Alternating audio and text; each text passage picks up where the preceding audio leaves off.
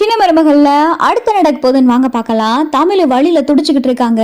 அப்பதான் நர்ஸ் உள்ள வந்து, சார் நீங்க தான் உங்க ஹஸ்பண்ட், கொஞ்சம் உள்ள வாங்க சார் அப்படின்னு சொல்லி நர்ஸு கூப்பிடவும், இல்லைங்க நான் எதுக்கு அப்படின்னு சொல்லிட்டு சேது பதட்டப்படவும், சார் உள்ள வாங்க சார், டாக்டர் கூப்பிடாங்க அப்படின்னு சொல்லி நர்ஸு சொல்லவும், சேதுவும் உள்ள வராரு. இங்க தமிழ் வழியில துடிச்சுக்கிட்டு இருக்காங்க. தமிழுக்கு பிரசவம் நடந்துகிட்டு இருக்கு.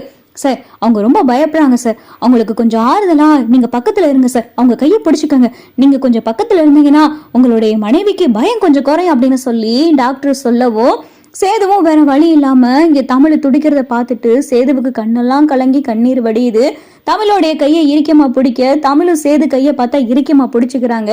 தமிழுக்கு ஒரு வழியா பிரசவமும் நடந்து முடிஞ்சிருது. சார் உங்களுக்கு முதல்ல ஆண் குழந்தை பிறந்திருக்கு, ரெண்டாவது குழந்தை கொஞ்சம் பொசிஷன் மாறி இருக்கு, அதனால நீங்க கொஞ்சம் வெளியில இருங்க அப்படின்னு சொல்லி டாக்டர் சொல்ல, முதல்ல பிறந்த ஆண் குழந்தைய அப்பத்தா கையில கொடுக்கவும், அப்பத்தா அந்த குழந்தைய வாங்கிட்டு சேது கிட்ட வராங்க. ஐயா சேது, உன் குழந்தையா, உனக்கு முதல்ல ஆம்பளை பிள்ளை பிறந்திருக்கியா அப்படின்னு சொல்லி அப்பத்தா சொல்ல, சேது அந்த குழந்தைய வாங்கோமா வேணாமான்னு சொல்லி அந்த குழந்தை முகத்தையே பார்த்து கடந்து அப்படியே பதறாரு. என்னையா யோசிக்கிற அப்படின்னு சொல்லி அப்பத்தா சொன்னதும் அந்த குழந்தை அழுக ஆரம்பிக்குது. குழந்தையோடைய அழுக சத்தத்தை கேட்டதுமே சேது வேகமா அப்பத்தா கையில இருந்து அந்த குழந்தைய வாங்கி தூக்கி கொஞ்சி அந்த குழந்தைய பார்த்தா கண்ணெல்லாம் கலங்கி பார்த்துக்கிட்டு இருக்காரு. அப்பத்தா அப்பத்தா ஏன் குழந்தை பார்த்தா, ஏன் வாரிசு அப்பத்தா அப்படின்னு சொல்லி சேது சொல்லவும், ஆமாயா ஆமா அப்படின்னு சொல்லி அப்பத்தா சேது பக்கத்துல நின்று அந்த குழந்தைய பார்த்துக்கிட்டு இருக்கு. அப்பதான் நர்ஸு இன்னொரு குழந்தைய தூக்கிட்டு வராங்க. சார் உங்களுக்கு அடுத்து பொன் குழந்தை பிறந்திருக்கு அப்படின்னு சொல்லி நர்ஸு கொண்டாந்து அப்பத்தா கையில கொடுக்க, ஐயா அடுத்து பொம்பளை பிள்ளையா, ஒரு ஆம்பளை பிள்ளை ஒன்று பொம்பளை பிள்ளை ஒன்று அப்படின்னு சொல்லி அப்பத்தா ரொம்ப சந்தோஷமா சொல்லிக்கிட்டு இருக்கு. தனத்துக்கும் செல்லப்பாண்டிக்கும் தமிழ்ச்செல்வி வயிற்றுல 2 குழந்தைங்க இருக்கிற விஷயம் தெரியாது.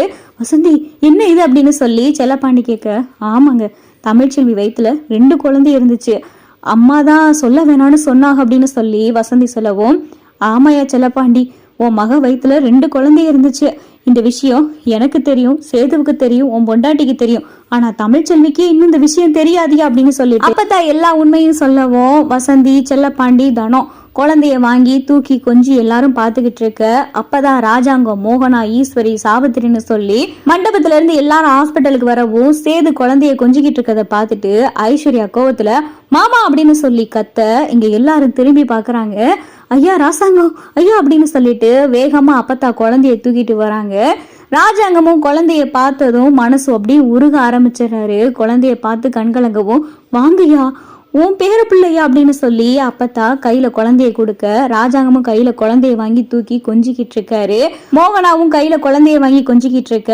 அப்பதான் ஈஸ்வரி பார்த்துட்டு, நல்லா இருக்கே மாமா, நல்லா இருக்கு, உங்க நீதி நேர்மை நியாயம் எல்லாமே நல்லா இருக்கு, என் அன்னை மகளுக்கு ஒரு உத்தரவாதத்தை கொடுத்துட்டு இப்ப நீங்க என்னன்னா உங்களுடைய பேர பிள்ளைய தூக்கி கொஞ்சிக்கிட்டு இருக்கீங்க, சேது என்ன நினைச்சுக்கிட்டு இருக்க, நீ பண்றதே உனக்கு நியாயமா இருக்கா அப்படின்னு சொல்லி ஈஸ்வரி கேட்கவும், சேது அமைதியா நிக்கிறாரு. அப்பதான் அப்பத்தா, ஏண்டி அவனுடைய வாரிசு அவன் தூக்கி கொஞ்சிக்கிட்டு இருக்கான், ராஜாங்கத்தோடைய பேர பிள்ளைய ராஜாங்கம் பார்த்துக்கிட்டு இருக்கான், இதுல உனக்கு என்னடி அப்படின்னு சொல்லி அப்பத்தா கேட்கவும், அது எப்படி, என் அன்னை மகளுக்கு நான் உன்னை கல்யாணம் பண்ணிக்கிறேன்னு சொல்லி வாக்கு கொடுத்ததுக்கு அப்புறம் இப்ப என்னன்னா பொண்டாட்டி பார்த்ததும் பொண்டாட்டிக்கு பிரசவமான பிள்ளைய பாக்குறேன்னு சொல்லி என்னமோ குடும்பமா சேர்ந்து நின்று கொண்டாடிக்கிட்டு இருக்கீ அப்படின்னு சொல்லிட்டு ஈஸ்வரி சொல்லவும், ஆமாடி எங்க வீட்டுக்கு வாரிசு வந்திருக்கு, நாங்க கொண்டாடி, இதுல உனக்கு என்னடி வந்திருக்கு அப்படின்னு சொல்லிட்டு அப்பத்தா கேட்கவும், அப்பதான் ஐஸ்வர்யா, என்ன மாமா இதெல்லாம், அப்ப நீங்க கல்யாணம் பண்ணிக்கிற மாட்டீங்களா அப்படின்னு சொல்லிட்டு ஐஸ்வர்யா கேட்கவும், அப்பதான் சேது அமைதியாவே நிக்கிறாரு.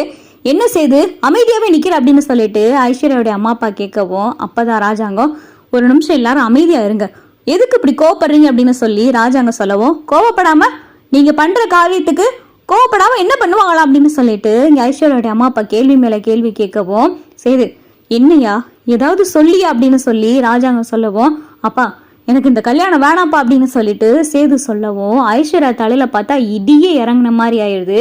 அப்படி போடு அப்படின்னு சொல்லிட்டு சாவித்திரி சந்தோஷத்தோட பாத்துக்கிட்டு இருக்கு.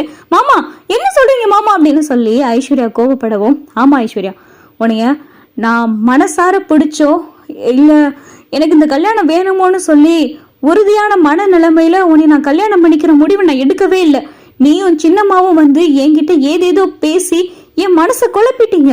நான் சின்னம்மா கிட்ட கூட 2 நாளைக்கு முன்னாடி சொன்னேன், இந்த கல்யாணம் வேணாம், இந்த கல்யாணத்தை நிறுத்திடுங்க, ஏதாவது பண்ணுங்கன்னு சொன்னேன். அப்ப கூட சின்னம்மா இல்ல அப்படி இப்படி தமிழ்ச்செல்வி மேல இருக்கிற கோபத்தை என் மேல ஏத்தி விட்டு ஏதேதோ சொல்லி என் மனசை மாத்தி என்னை இந்த கல்யாணத்துக்கு சம்மதிக்க வச்சாங்க. இங்க பாரு ஐஸ்வர்யா, உன்னை கல்யாணம் பண்றதுக்கு என் மனசு சம்மதிக்கவே இல்லை. நீ நல்ல வேற ஒரு பையனை பார்த்து கல்யாணம் பண்ணிக்க அப்படின்னு சொல்லிட்டு சேது சொல்லவும், நல்லா இருக்கேன் மாமா, உங்க நியாயம் ரொம்ப நல்லா இருக்கு. அது எப்படி நிச்சயம் பண்ணி அத்தனை பேர் முன்னாடி வச்சு இன்னைக்கு தான் கல்யாணம்னு சொல்லி எல்லாத்துக்கும் உங்ககிட்ட சம்மதம் வாங்கி இது சரியா அது சரியான்னு சொல்லி உங்ககிட்ட எல்லாத்துக்கும் சம்மதம் வாங்கி இந்த ஏற்பாடு பண்ணா கடைசியில வந்துட்டு ஏதோ உங்க குழந்தைய பார்த்ததுக்கு அப்புறம் இப்படி மொத்தமா மனசு மாறிட்டீங்க. நான் இதை சும்மா விட மாட்டேன் மாமா, நான் இதை சும்மாவே விட மாட்டேன் அப்படின்னு சொல்லிட்டு ஐஸ்வர்யா பொங்கவும் அப்பதான் சாவித்ரி, இது நல்லா இருக்கேன் நியாயம், அவனுக்கு தான் உன்னை கல்யாணம் பண்ணிக்கிற விருப்பம் இல்லைன்னு சொல்றியா, அப்புறம் சும்மா சும்மா அவனை ஏதோ இது நல்லா இல்ல நியாயமா இல்லைன்னு கேட்டுக்கிட்டு இருக்க. அவனுக்கு அவன் பொண்டாட்டி மேல அம்பிட்டு காதல் இருக்கு. என்னதான் அவங்க 2 பேரும் சண்டை போட்டுக்கிட்டாலும் அவங்க 2 பேரும் புருஷன் பஞ்சாதி. சேது கையில வச்சிருக்கானே அது சேதுவோடைய வாரிசு, அது சேதுவோடைய ரத்தம். இந்த குழந்தைய உன் குழந்தை மாதிரி உன்னால வளர்க்க முடியுமா, இல்ல அந்த குழந்தையதான் நீ தாய்க்கு தாயா இருந்து பாத்துக்கிறியா? 1000 தான் இருந்தாலும் சேதுவன் 2ஆம் தரமா கல்யாணம் பண்ணிக்கிற போறவ. சேதுவும் தமிழ்ச்செல்வியும் சேர்ந்து வாழ்றதா நியாயம். சேது மனசுல தமிழ்ச்செல்வி தான் இருக்கா. அதனாலதான் தமிழ்ச்செல்விக்கு ஒன்னொன்னதுமே அவளை தூக்கிக்கிட்டு ஆஸ்பத்திரிக்கு ஓடி வந்திருக்கான். இதே இது உன்னைய மனசார காதலிச்சு உன்னைய கல்யாணம் பண்ணிக்கிறதுக்கு சேது மனசார விருப்பப்பட்டிருந்தானா தமிழ்ச்செல்விய ஆஸ்பத்திரியில சேர்த்துட்டு நேரா சேது மண்டபத்துக்கு வந்திருப்பான். ஆனா அப்படி சேது செய்யாம குழந்தை பிறக்கிற தட்டிக்கும் கூடையே நின்னு குழந்தையை பார்த்துக்கிட்டு இருக்கானா என்ன அர்த்தம்? சேது மனசுல தமிழ்ச்செல்வி தான் இருக்கான்னு அர்த்தம். சேதுவால தமிழ்ச்செல்விய மறக்க முடியலைன்னு அர்த்தம். அப்படி இருக்கிறவன் உன்னை எப்படி கல்யாணம் பண்ணிக்கிறோம் அப்படின்னு சொல்லி சாவித்திரி மொத்தமா இந்த கல்யாணத்தை நிப்பாட்டுறதுக்காக சேதுவை தமிழ்ச்செல்வியை சேர்த்து வைக்கணும்னு சொல்லி பேச, அப்பதான் ஈஸ்வரி, அத்தாச்சி நீங்க கொஞ்ச நேரம் வாயை மூடிட்டு அமைதியா இருங்க அப்படின்னு சொல்லிட்டு ஈஸ்வரி சொல்லவும், இது நல்லா இருக்கே மதினி, உங்க அண்ணன் மகளை சேதுவை கட்டாயப்படுத்தி கல்யாணம் பண்ணி வைக்க சொல்லியிருக்கிய பாத்தீங்களா, ரொம்பவே நல்லா இருக்கு. பாத்தியானே பாரு, சேதுவுக்கு இந்த கல்யாணத்துல விருப்பமே இல்லை, ஆனா ஈஸ்வரி மதினி தான் எல்லாத்தையும் ஏற்பாடு பண்ணிக்கிட்டு இருக்காங்க அப்படின்னு சொல்லிட்டு ராஜாங்கத்துக்கிட்ட சாவித்திரி சொல்லவும், என்ன சேது உனக்கு எல்லாம் மறந்து போச்சா? அவ உன்னைய எவ்வளவு அவமானப்படுத்தியிருக்கா, பத்தாவதுக்கு மாமாவை ஜெயிலுக்கு அனுப்பியிருக்கா. இந்த வீட்டுக்கும் எனக்கும் ஒட்டுள்ள உறவுலன்னு சொல்லி தலைய முழுகிட்டு போனவ, அத்தனை பேர் மத்தியில தாலிய தூக்கி எரிஞ்சவ, அவளுக்காகத்தான் இப்படி துடிச்சுக்கிட்டு இருக்கியா அப்படின்னு சொல்லிட்டு ஈஸ்வரி சொல்லவும், அப்பதான் அப்பத்தா, அடியே போதும், நீ இப்படி எரியிற நெருப்புல எண்ணெயை ஊத்துன வரைய போதும். சேதுவே மனசு மாறினாலும் நீ மனசு மாற விட மாட்ட போலையே. உன் அண்ணன் மகளுக்கு வேற ஆம்பளையா கிடைக்க மாட்டான். உன் அண்ணன் மகளை வேற யாருக்காவது கட்டி கொடு. சேதுவுக்குன்னு பிள்ளை பிறந்துருச்சு. இனிமேலு சேதுவும் தமிழ்ச்செல்வி சேர்ந்து வாழ்றதாண்டி முறை. இந்த பிள்ளைகளுக்காவது அவங்க சேர்ந்து வாழணும். நீ உன் அண்ணன் மகளை கொண்டாந்து சேது தலையில கட்டாத. நீ பழசெல்லாம் ஒன்னும் ஞாபகப்படுத்த வேணாம். 1000 தான் சண்டை நடந்திருக்கட்டுமே, நீ இதை மட்டுமே தான் பேசுற. தமிழ்ச்செல்வி எம்பிட்டோ நல்லது செஞ்சிருக்கா.